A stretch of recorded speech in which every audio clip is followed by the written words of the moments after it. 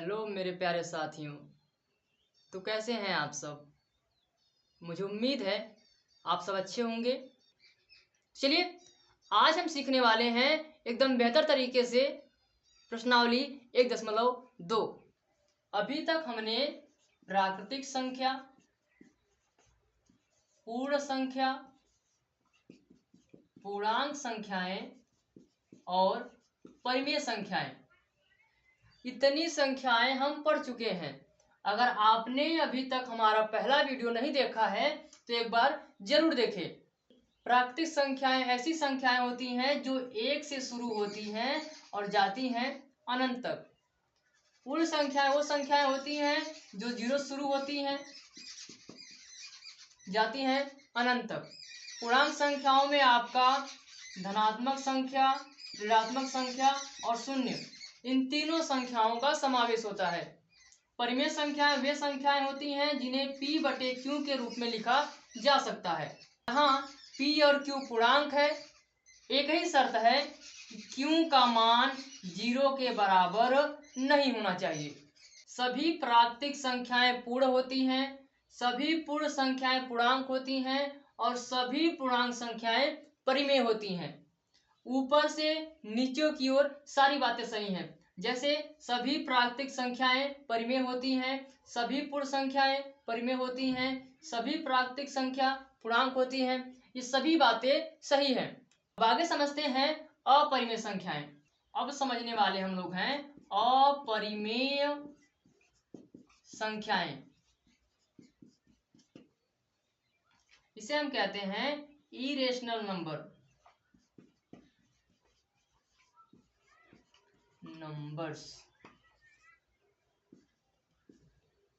परिभाषा क्या कहती है?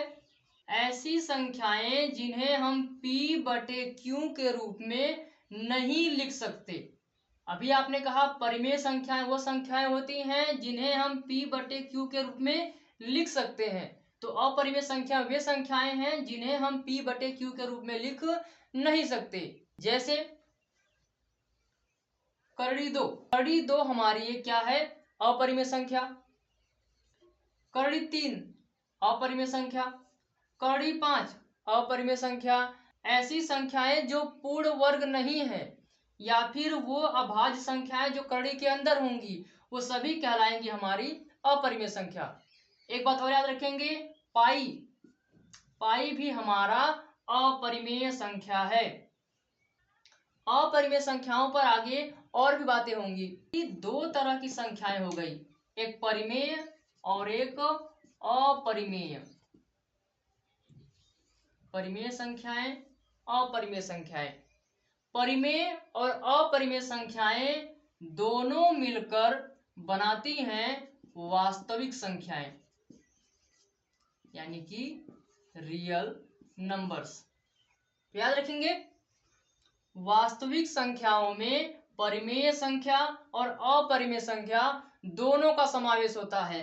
मतलब कि परिमेय संख्याएं और अपरिमेय संख्याएं जब मिल जाती हैं तो बन जाता है हमारा पूरा वास्तविक संख्या। और परिमेय के अंदर आता है आपका पूर्ण, पूर्णांक और प्राकृतिक संख्या। ये तीनों का समावेश परिमेय के अंदर होता है और परिमेय और अपरिमेय मिलकर बनाते हैं वास्तविक संख्या। ये रहा हमारा प्राकृतिक संख्या। प्राकृतिक संख्या जो है वो आती है पूर्ण संख्या के अंदर। पूर्ण संख्या जो है वो आती है पूर्णांक के अंदर और पूर्णांक आता है हमारा परिमेय के अंदर। अपरिमेय संख्याएं हैं। जब ये सभी संख्याएं मिल जाएंगी तो उनका समावेश कहलाएगा हमारा वास्तविक संख्याएं। प्राकृतिक संख्याएं, पूर्ण, पूर्णांक सभी परिमेय के अंदर है और परिमेय खुद वास्तविक के अंदर है। तो हम कह सकते हैं सभी प्राकृतिक संख्या, सभी पूर्ण संख्या, सभी पूर्णांक संख्याएं सभी क्या होती हैं? वास्तविक संख्याएं। और साथ ही साथ अपरिमेय भी होता है हमारा वास्तविक संख्या। लेकिन इसका जो विपरीत बात होगा वो सत्य नहीं होगा। जैसे सभी परिमेय संख्याएं वास्तविक संख्या होती हैं, पर सभी वास्तविक संख्याएं परिमेय संख्या नहीं होती हैं, क्योंकि उसमें अपरिमेय संख्याएं भी आती हैं। वैसे ही सभी अपरिमेय संख्याएं वास्तविक होती हैं, परंतु सभी वास्तविक अपरिमेय नहीं होती हैं। क्यों? क्योंकि उसमें परिमेय संख्याएं भी आती हैं।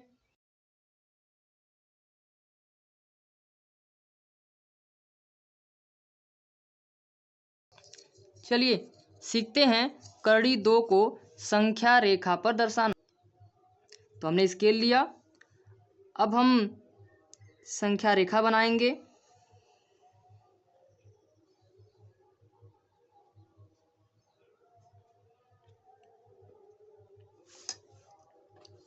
आप किसी भी माप का गैप ले सकते हैं। हमने लिखा 0, 1, 2, 3, 4 ऐसे।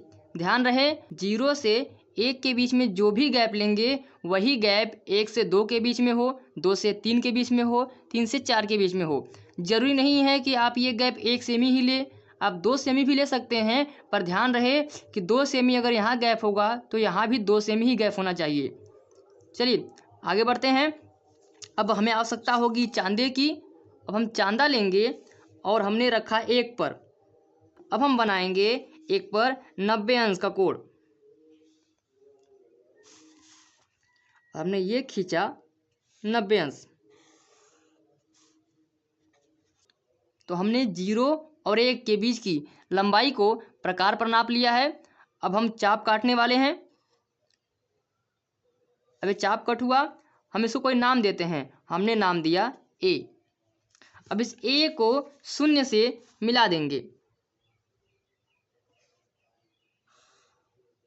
हमने मिलाया, यहाँ एक त्रिभुज बन गया। अब इनके नाम लिखते हैं, इसको ओ लिखते हैं, इसको बी लिखते हैं। तो हमने देखा एक त्रिभुज बन गया ओ ए बी। अब आप ओ से लेकर ए की लंबाई को माप लीजिए। मापने के बाद वही आप नीचे की ओर लाइए। जहां लाइन आपकी नीचे गिरी है वही है आपका करड़ी 2। हमने ये लंबाई लिया था 1 सेमी और ऊपर भी हमने लंबाई लिया है 1 सेमी। अब इसको साबित करते हैं कि जो हमने किया है वो करड़ी 2 है। समकोण त्रिभुज ए ओ बी है, इसमें हम लगा रहे हैं पाइथागोरस प्रमेय।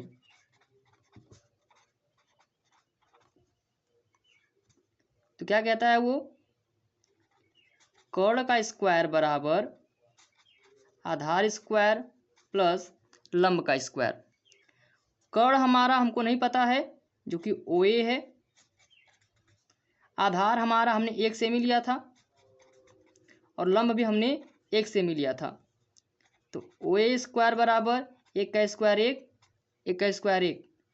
ओ A square is equal to कितना हुआ? 2। यहाँ वर्ग है, यहाँ आएगा तो वर्गमूल, तो करड़ी में 2। तो हमने साबित किया ओ ए जो है ये है हमारा करड़ी में 2।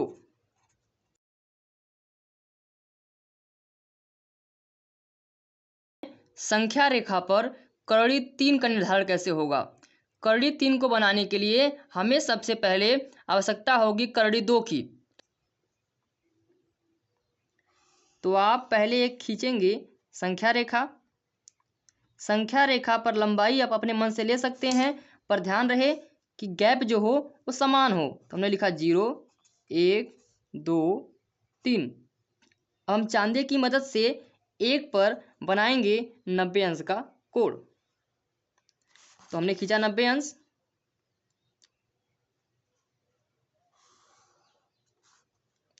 ये रहा 90 अंश। अब इस 90 अंश की लंबाई जो होगी हमारे काम की वो कितनी होगी? तो हम लेंगे 1 सेमी। हमारी जितनी भी लंबाई है 0 से 1 की जितनी लंबाई है हम उतनी ही लंबाई का चाप काटेंगे और 90 अंश को उतने पे ही रोक देंगे। अब 90 अंश पे जहाँ भी कटा है वहाँ से 0 को हम मिला देंगे। तो ये जो बना है ये है हमारा करड़ी में 2। हम नाम लिखते हैं। हमने लिखा ए बी सी। त्रिभुज ए बी सी तो ये जो हमारा बना है ये हमारा है कड़ी 2। अब कड़ी 2 के साथ ही हम बनाएंगे कड़ी 3।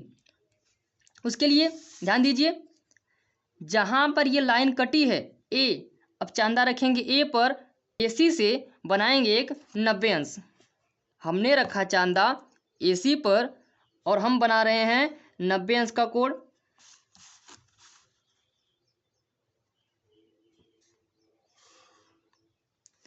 हमने खींचा 90 अंश। अब ध्यान रहे इस 90 अंश को रोकना कहाँ है, इस 90 अंश को रोकना हमें है 1 सेमी पर। जो हमने लंबाई लिया है 1 सेमी वही फिर से रखेंगे, हम ए पर रखेंगे प्रकार और हमने कट किया और जहाँ कट हुआ उसे हम नाम देते हैं डी। अब हम डी को सी से मिला लेते हैं।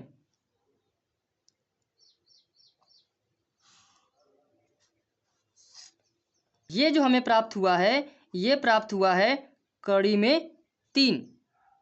ध्यान दीजिए, ये कड़ी 2, हमने ये लंबाई लिया था जो है वो 1 सेमी था, ये भी लंबाई हमने लिया था 1 सेमी था। अब ओ से लेकर डी की लंबाई को माप लेंगे। मापने के बाद हम वही चाप नीचे की ओर लेके आएंगे। ये जो आया है ये कहलाएगा हमारा कड़ी में 3। समकोण त्रिभुज ओ ए डी में हम लगा रहे हैं पाइथागोरस प्रमेय। पाइथागोरस सूत्र क्या कहता है, वो कहता है कि कर्ण का स्क्वायर जो होगा वो आधार के स्क्वायर और लंब के स्क्वायर के प्लस के बराबर होगा। तो हमने लिखा 90 अंश के सामने, ये हमें पता नहीं है, हमें साबित करना है, कड़ी 3 ही आ गया हमारा ये। तो 90 अंश के सामने जो है ये कर्ण है तो हमने लिखा कर्ण का स्क्वायर, फिर आधार हमारा कड़ी 2 है और हमने लंब जो लिया था वो लिया था 1। अब देखिए स्क्वायर और कड़ी कट जाएगा तो बचा हमारा 2, 1 का स्क्वायर 1, यहाँ हमने लिखा कर्ण का स्क्वायर। कर्ण का स्क्वायर बराबर 2 1 हुआ हमारा 3। अब ये कर्ण जो है स्क्वायर है, यहाँ आएगा तो स्क्वायर रूट आएगा यानी कि वर्गमूल आया हमारा कर्ण जो है कड़ी में 3।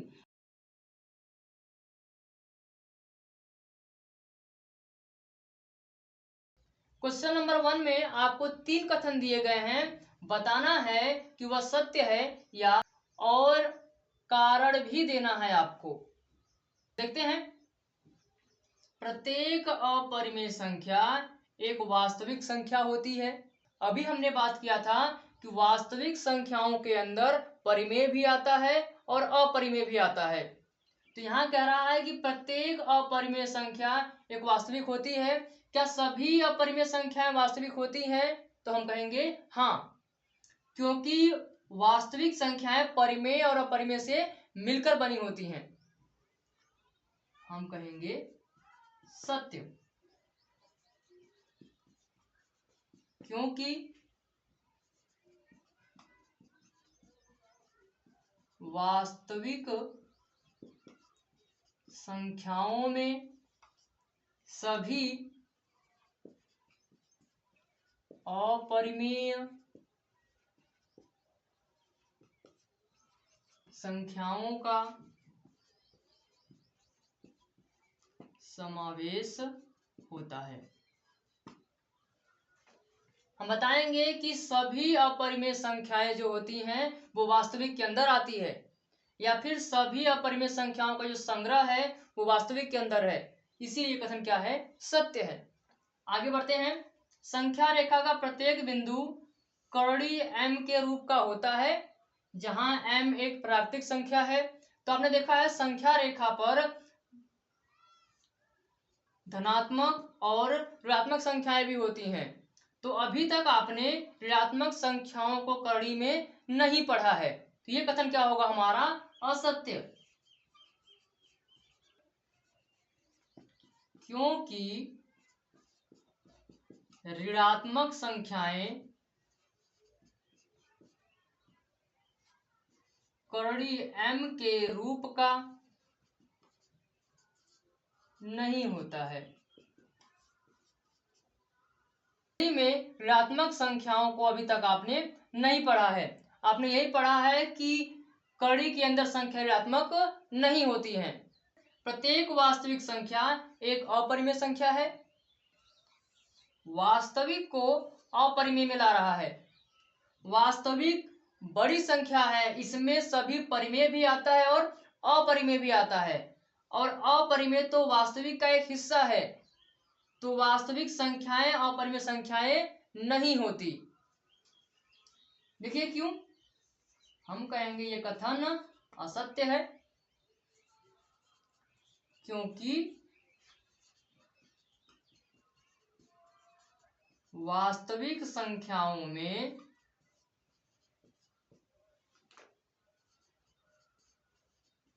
परिमेय व अपरिमेय दोनों का समावेश होता है या फिर संग्रह होता है। हम बताएंगे नहीं, सभी वास्तविक संख्याएं अपरिमेय नहीं होती हैं, क्योंकि वास्तविक के अंदर केवल अपरिमेय ही नहीं आती हैं, परिमेय संख्याएं भी आती हैं। तो चलिए देखते हैं क्वेश्चन नंबर 2। क्या कह रहा है क्वेश्चन? क्या सभी धनात्मक पूर्णांक में 3 तरह की संख्याएं आती हैं, धनात्मक, ऋणात्मक और जीरो। तो कह रहा है बस आपको लेना है धनात्मक पूर्णांक को। क्या सभी धनात्मक पूर्णांकों के वर्गमूल अपरिमेय होते हैं?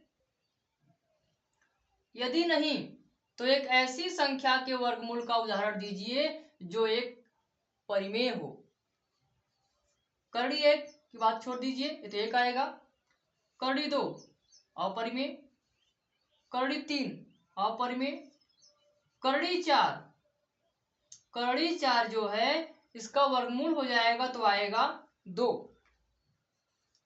करड़ी 5 बाहर नहीं आ पाएगा, करड़ी 6, करड़ी 7, करड़ी 8 भी नहीं, करड़ी 9 जो है इसका वर्गमूल हो जाएगा 3। तो हम देख रहे हैं कि सभी प्लस वाली संख्याएं जो हैं वह अपरिमेय नहीं आ रही हैं। कुछ ऐसी भी संख्या है जिनका वर्गमूल करने पर वह क्या मिल जा रहा है हमको? परिमेय संख्या। जैसे 4 का 2, 9 का 3, 25 का 5। तो हम कहेंगे नहीं। क्या सभी धनात्मक पूर्णांकों के वर्गमूल अपरिमेय होते हैं? तो हमने कहा नहीं। तो किसने कहा? कुछ उदाहरण दीजिए आप, कम से कम एक तो दीजिए ही। तो हम कह देंगे, देखिए करड़ी 4 है, करड़ी 9 है, 4 का 2, 9 का 3, और भी है करड़ी में 25, करड़ी में 36, इसका 5, इसका 6।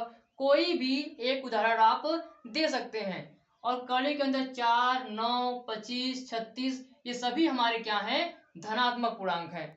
तो ये रहा हमारा आंसर कि नहीं, सभी धनात्मक पूर्णांक के वर्गमूल अपरिमेय नहीं होते हैं।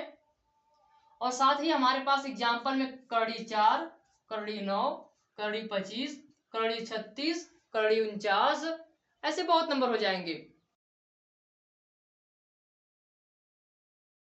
अब हम सीखने वाले हैं संख्या रेखा पर करड़ी 5 को दर्शाना। करड़ी 5 को दर्शाने के लिए पहले हम खींचेंगे एक संख्या रेखा।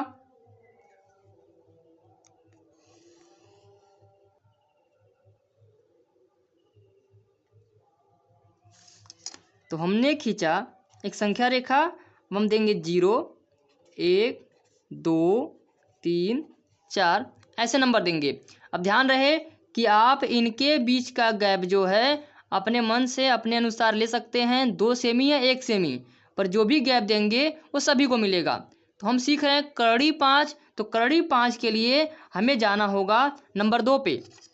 2 पे जाने के बाद हम रखेंगे चांदा।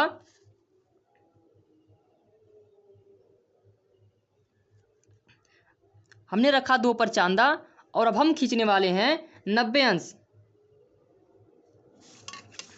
हमने 2 पर खींचा 90 अंश की एक रेखा।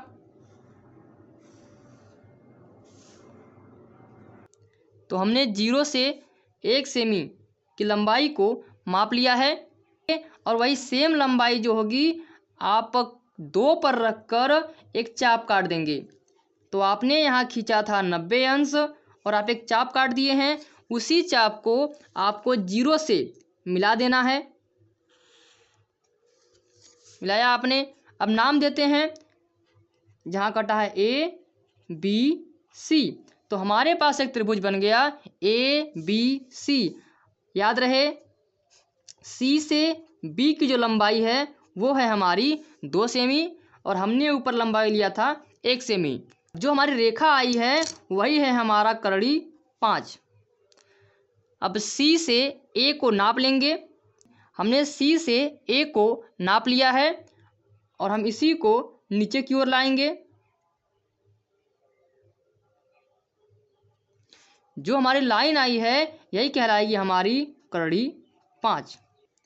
तो हम कहेंगे हमारे पास एक समकोण त्रिभुज है, उसका नाम है ABC। तो ABC में हम लगाने वाले हैं पाइथागोरस प्रमेय या पाइथागोरस सूत्र। वो क्या कहता है?